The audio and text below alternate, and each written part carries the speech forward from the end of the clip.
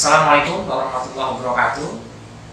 Salam kepastian hukum, kemanfaatan dan keadilan.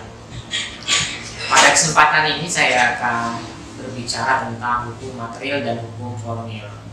Mungkin di antara kita masih ada yang bingung, apa sih yang dimaksud dengan hukum material dan hukum formil. Kesempatan ini saya akan menjelaskan pengertian tentang hukum material dan hukum formil tersebut. Hukum material ialah hukum yang berlaku saat ini atau yang disebut dengan istilah hukum positif.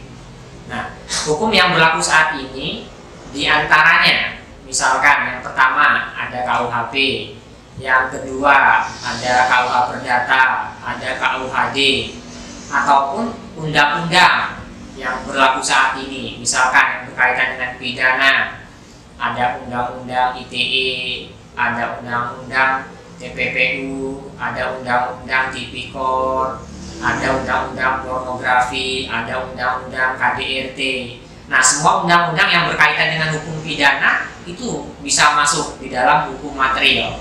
Nah, tinggal bagaimana seorang penyidik ya atau polisi di sini ini menyesuaikan perbuatan apa yang dilakukan oleh orang tersebut.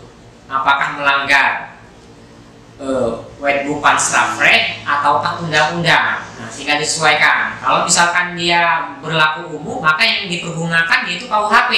Ketika dia yang dilanggarnya atau yang dilakukannya ini melanggar perbuatan yang ada di undang-undang, maka dia menggunakan lex specialis. Nah, itu yang disebut dengan hukum material, di mana yang isinya perintah dan larangan. Nah, di dalam hukum material ada juga namanya hukum formil. Hukum formil di sini yaitu bagaimana tata beracaranya, masalah pidana, masalah perdata tersebut.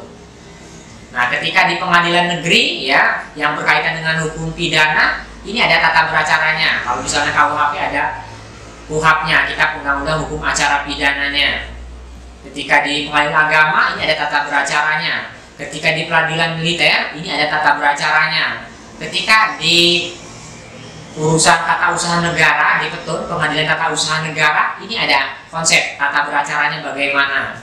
Misalkan nih hukum formil ya, ketika ada permasalahan anak, ketika dia disidangkan, ini seorang advokat atau pengacara dia tidak memakai toga, dia ada tata beracara sendiri ketika yang ditanganinya anak.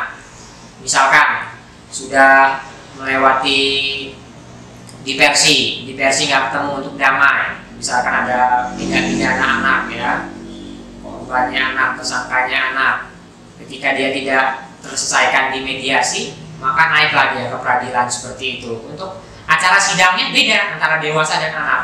Anak tidak memakai toga, tidak memakai seragam, apakah itu hakim, apakah itu jaksa, apakah itu pengacara. Tetapi ketika dewasa dia harus resmi, harus formil.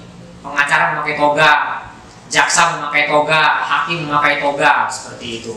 Nah, itu yang disebut dengan hukum formil, tata beracaranya untuk bisa menjalankan perkara-perkara itu. Tata beracara step by step-nya, apakah pidana, apakah perdata di peradilan negeri, peradilan agama, peradilan militer, peradilan tata usaha negara, sampai dengan Mahkamah Konstitusi. Dia mempunyai tata beracaranya sendiri. Nah, ini yang harus diketahui oleh orang banyak, apakah orang awam, apakah seorang yuris. Jadi harus mengerti apa itu yang dimaksud dengan hukum material dan hukum formil. Nah, mungkin ini aja yang bisa sampaikan ya, semoga bermanfaat. Salam kepastian hukum, kemanfaatan dan keadilan. Wassalamualaikum warahmatullahi wabarakatuh.